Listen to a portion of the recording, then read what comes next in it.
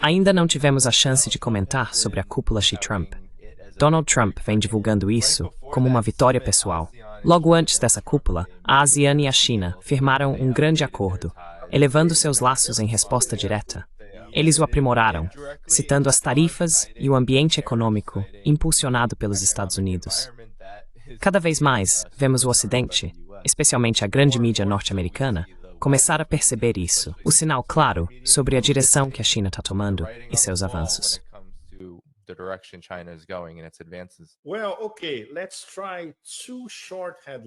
Bem, ok. Vamos tentar duas manchetes curtas para Trump-Xi.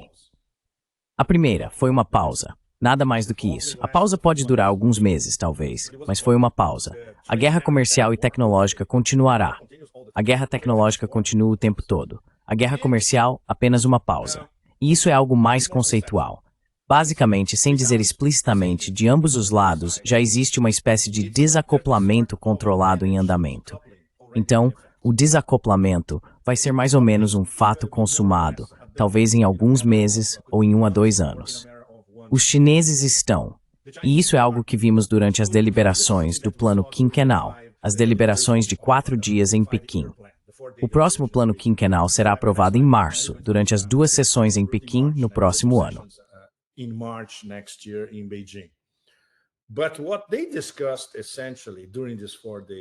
O que eles discutiram durante aqueles 4 dias em Pequim foram essencialmente os elementos do plano quinquenal. Mais uma vez, seus mercados internos e os problemas que precisam resolver. Acima de tudo, falaram sobre cadeias de suprimentos e seus avanços comerciais espetaculares em toda a Ásia e no caso da Rússia, que também é uma parte muito importante da Eurásia e da Ásia Central.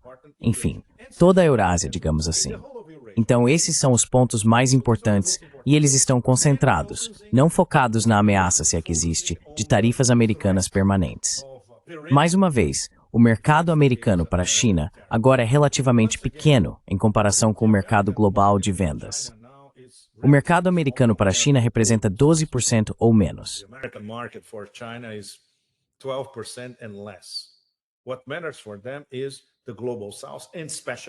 O que importa para eles é o sul global, e especialmente a Ásia.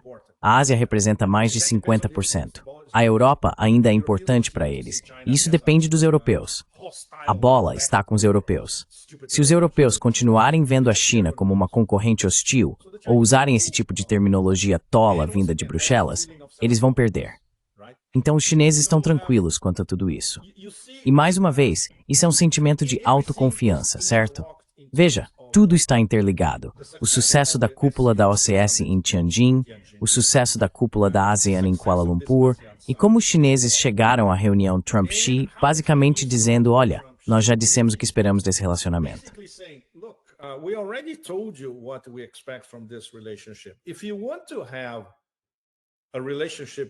Se você quer ter uma relação entre adultos e com respeito mútuo, somos totalmente a favor.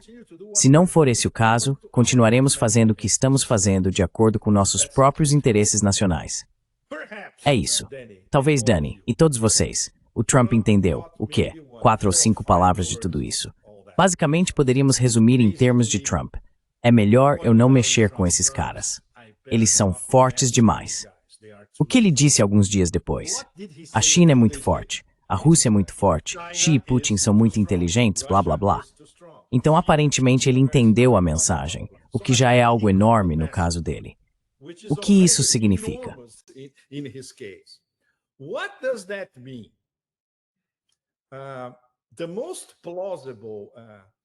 A consequência mais plausível de tudo isso é que, do ponto de vista de Trump, talvez não vejamos necessariamente todo o circo do Trump 2.0 ao seu redor.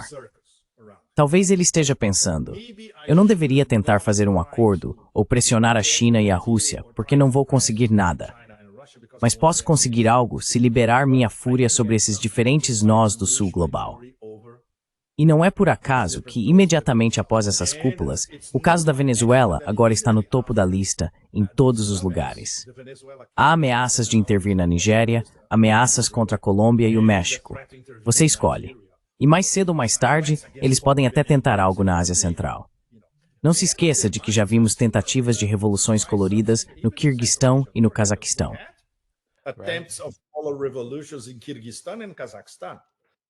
Bem antes da Ucrânia. Bem antes da Ucrânia. E sim, quem salvou o Cazaquistão? Foi a Rússia. A Rússia salvou Tokayev no Cazaquistão. Então podemos ver uma reorganização do tabuleiro de xadrez nesses termos. Certo, Rússia e China, eu não consigo fazer isso. Mas com os outros eu consigo fazer assim. E é por isso que é muito mais perigoso para todos no sul global, porque ele pode liberar sua fúria, e a fúria da administração americana, em qualquer lugar, a qualquer momento, ignorando o direito internacional. Eles não se importam. Eles não se importam. Eles podem matar pessoas assim simplesmente porque querem. Então agora, a mudança de paradigma que vimos nos primeiros meses disso, durante este ano, desde que ele chegou ao poder, o fim da ordem internacional baseada em regras, agora é a ausência total de regras, caos internacional. Completamente. Completamente. E ainda pior, com o líder do império completamente fora de controle.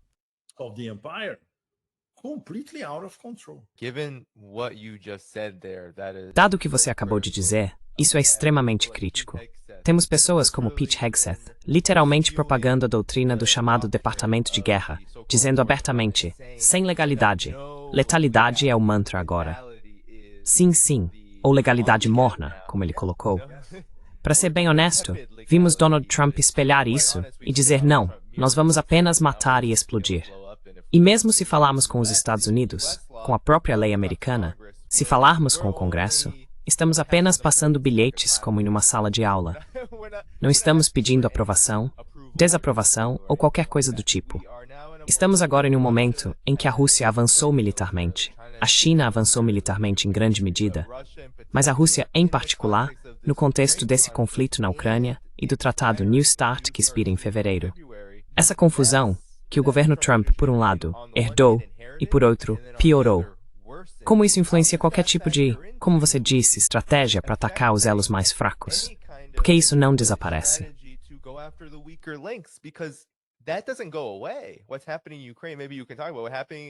O que está acontecendo na Ucrânia, talvez você possa falar sobre isso, não desaparece.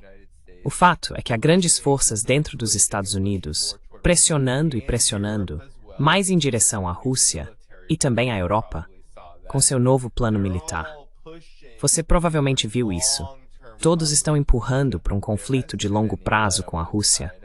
Não houve nenhuma trégua com a China, apesar de toda a retórica e tudo mais que ouvimos. Então é muita coisa para lidar. Eu só não. Bem, eu queria dizer especialmente com os tratados nucleares expirados e uma administração fora de controle e caótica como a de Trump.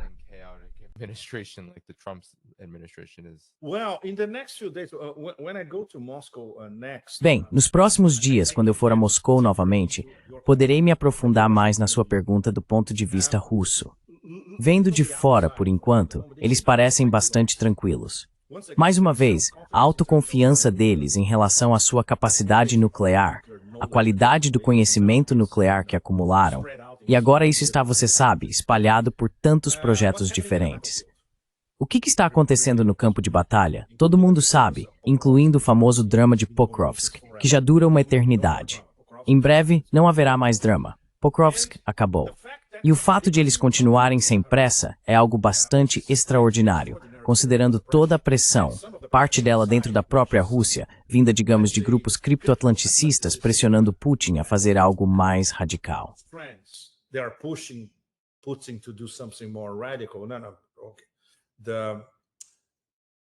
As diretrizes da SMO não vão mudar. Elas não mudaram em mais de 3 anos e meio, e não vão mudar. Se a frente desabar nas próximas semanas, ou mesmo no final de 2026, não importa. A questão do Alasca, a questão de Anchorage, eles já superaram. Eles já fizeram uma espécie de devastação do Alasca. Eles entenderam que isso não levaria a lugar nenhum, e Trump não tinha uma única carta decente para jogar no Alasca, e no fim ele nem jogou. Então, os russos continuam fazendo o que estão fazendo. É fascinante porque, em paralelo, russos e chineses continuam fazendo o que estão fazendo em diferentes áreas, incluindo sua relação estratégica, como se os Estados Unidos nem existissem em muitos aspectos.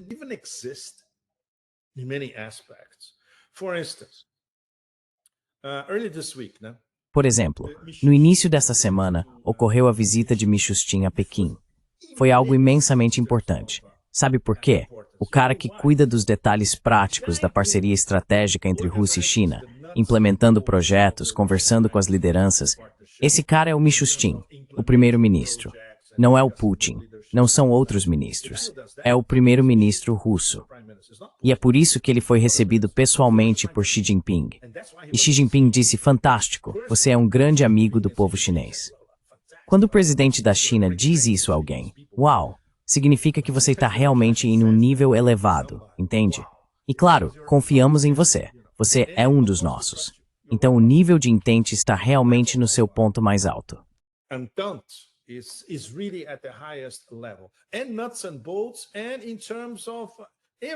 E detalhes práticos, em termos de tudo. Por exemplo, duvido que as pessoas em Washington sequer saibam que isso foi sancionado por lei.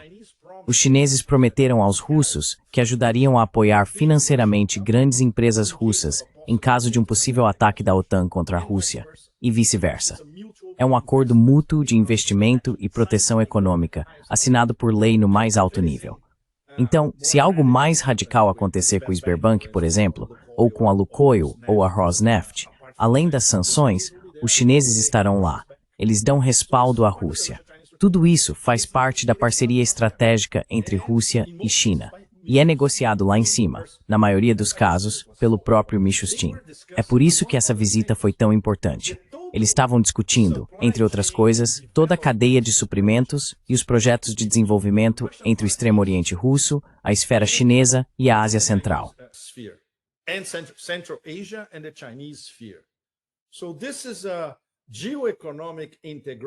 Portanto, trata-se de uma integração geoeconômica do desenvolvimento do Extremo Oriente Russo, que é uma questão de segurança nacional para a Rússia. Os 5 estados da Ásia Central, especialmente os 4 estados da Ásia Central, o Turcomenistão é um ator bastante idiosincrático. É uma república do gás, isolacionista, mas que se sai bem por conta própria e não se envolve em geopolítica. Os 4 estados da Ásia Central e a China. Toda essa região será desenvolvida como uma espécie de cinturão e rota adicional dentro da própria iniciativa do cinturão e rota. Então o que vemos? Vemos a expansão da área, da ideia, do projeto, da política externa, do conceito abrangente, do conceito geoeconômico e assim por diante, da iniciativa do cinturão e rota. Ela começou há 12 anos na Ásia Central, agora está sendo implementada um pouco por toda parte, e neste momento está everything o strengthening russo.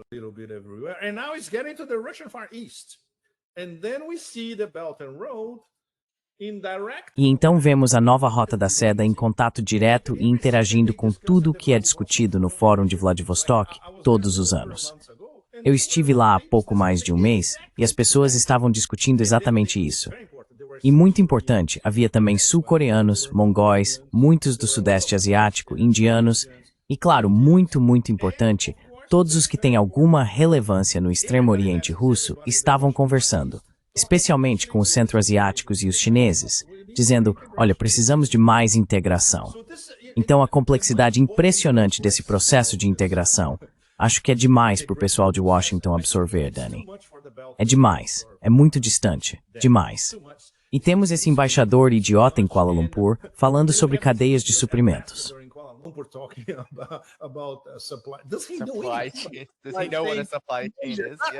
Ele sabe o que é uma cadeia de suprimentos? Não, acho que não sabe.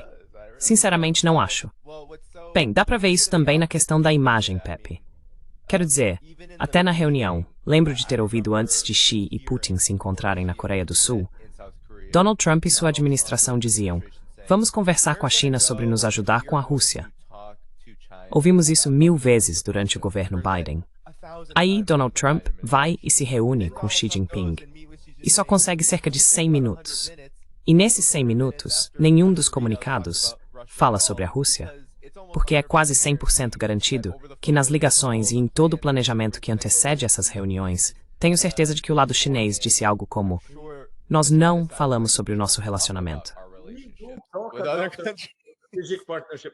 And there was not even a mention E nem houve menção a China parar ou se abster de comprar energia russa. Puxa. Ok, eu acho que isso, bem, a única explicação é que isso é puro consumo interno dos Estados Unidos, esse blá blá blá. Nós vamos até lá, eu vou dar uma lição nesses palhaços.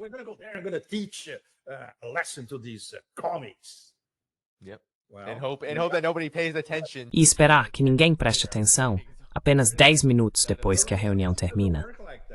Não funciona assim, Zach. Acho que parte da dificuldade dos Estados Unidos em entender o que está acontecendo em relação à integração é que as forças no comando nos Estados Unidos não têm absolutamente nenhum interesse no que é necessário para que China e Rússia se integrem ao restante do mundo, o que significa um enorme investimento em desenvolvimento de infraestrutura, redes comerciais, criação de rotas de comércio e, claro, a construção do tipo de prosperidade necessária para que tudo isso funcione. Você já disse em outros programas que estamos vendo, para os Estados Unidos e o Império do Caos, quase uma repetição constante da história quando se trata de mudança de regime, Venezuela e assim por diante. Porque aqueles que controlam as alavancas nos Estados Unidos tendem a ser as mesmas pessoas.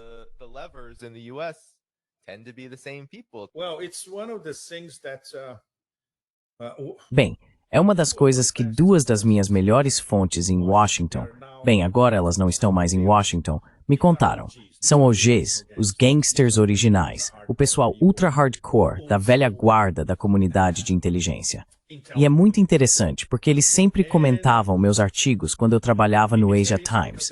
Muita gente da comunidade de inteligência em DC, na região do Beltway, costumava ler o Asia Times.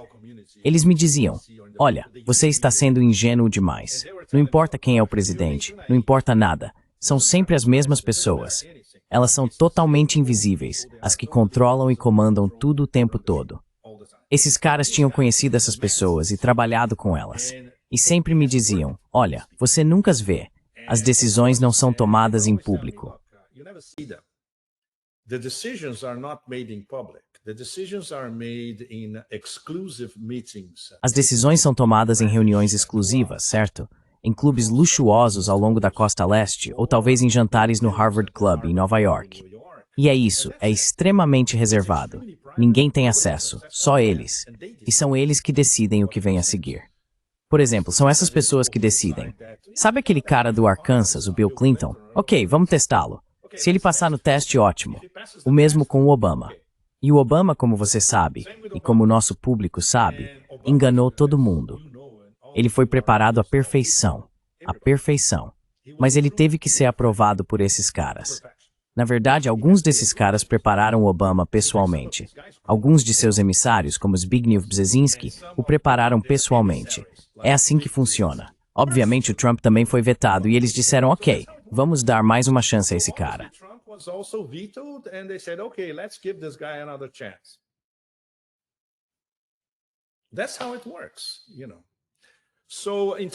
É assim que funciona, sabe? Então, em termos de continuidade de governo, tá tudo ali. Toda a mentalidade de excepcionalismo, destino manifesto, uma cidade brilhante sobre a colina, toda essa mitologia. Isso entrou em declínio completo. Mas, em diferentes níveis, continua sendo a mesma coisa. Ainda são as mesmas famílias e as mesmas pessoas. O que me leva a algo muito preocupante. Essas pessoas provavelmente deram sinal verde para o novo prefeito muçulmano de Nova York. Na verdade, podemos dizer que sim. Ok, vamos ver. Vamos dar uma chance a esse cara, porque sabiam que o que tinham antes não estava funcionando. E Nova York é um laboratório perfeito para testar algo assim, sabe? Então, Mamdani é um caso muito interessante. Acompanhei o discurso de posse dele ao vivo e minha primeira reação foi: ah, merda, ele está falando como o Obama.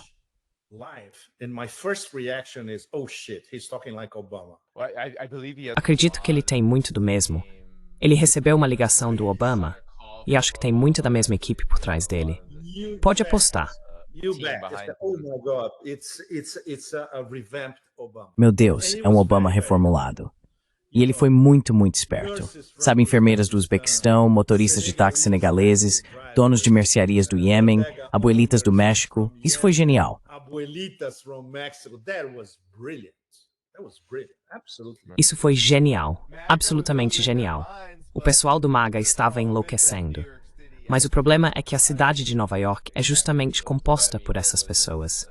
Quero dizer, é para falar com quem vive em Nova York. E isso é uma parte importante da questão. A maioria absoluta das pessoas que vivem na cidade de Nova York. Essas são as pessoas. Meu maior prazer quando estive lá sempre foi conversar com as classes trabalhadoras. As pessoas mais legais de Nova York são as classes trabalhadoras, sem dúvida alguma. Mas será que esse cara vai ter a chance de implementar pelo menos 10% do que prometeu? Fico me perguntando. Wall Street owns New York City, so Bem, Wall Street é dona da cidade de Nova York, então ele vai ter que passar por Wall Street. Não, é uma situação realmente interessante. E eu sinto que a razão pela qual alguém como Mamdani vence, a razão pela qual temos até alguém como Donald Trump, é que existem esses equívocos entre diferentes correntes políticas nos Estados Unidos sobre como lidar com a grande crise que confronta o Império do Caos, que é sua decadência final. Seu declínio e trajetória descendente.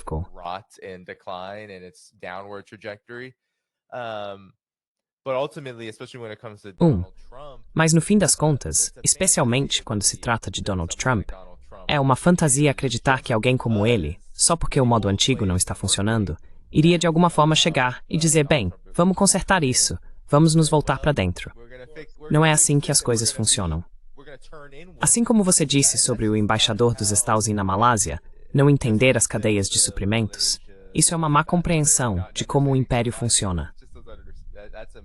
Um império movido pelo capital transatlântico.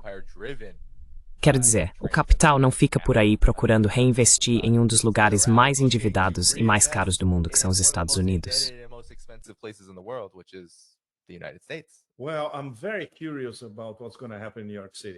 Bem, estou muito curioso para saber o que vai acontecer na cidade de Nova York.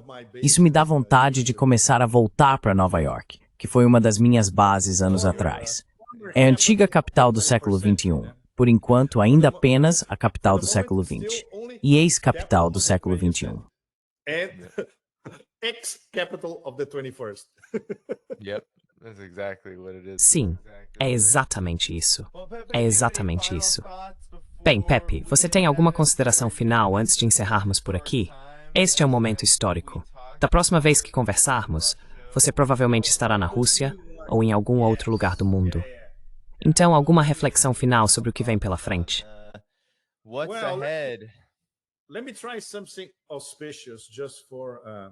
Deixe-me tentar algo auspicioso, apenas para uma breve pausa. Está relacionado à nossa conversa. Hoje vi o primeiro corte bruto do documentário que filmamos em Xinjiang, e acho que temos um vencedor. Muita gente vai ficar extremamente irritada com esse documentário. Já o detestam desde o início, porque estamos mostrando a vida real em um dos principais centros da maior economia do mundo. Vida real mostrada pelas pessoas que realmente vivem lá, estabelecendo uma conexão entre o glorioso passado das rotas da seda e, claro, as regiões ocidentais, como os chineses costumavam chamar Xinjiang, e agora o futuro.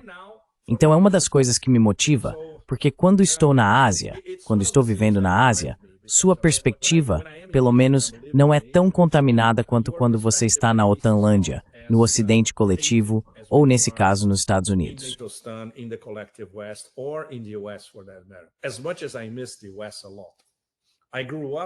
Por mais que eu sinta falta do Ocidente, e sinto muito, eu cresci sabendo mais sobre o Ocidente do que sobre a América Latina, aliás. Então, é claro que sinto falta, mas sinto falta dos Estados Unidos, das pessoas de verdade. E claro, testemunhar um golpe militar detonado pelos Estados Unidos quando você é criança, isso fica com você pelo resto da vida. Então, sabe, quando ouço aquele ministro da Venezuela falando sobre a relação com o Vietnã, um povo de vontade de ferro que pode ensinar alguns truques ao império, entendemos perfeitamente o que ele está dizendo. Porque na época, e voltando à referência que você fez a Anwar falando sobre Bandung em 55, isso é algo muito, muito forte aqui na Ásia. Aqui na Tailândia, na Malásia, na Indonésia, obviamente, e por aí vai. In Thailand, in Malaysia, in Indonesia, obviously, and all that.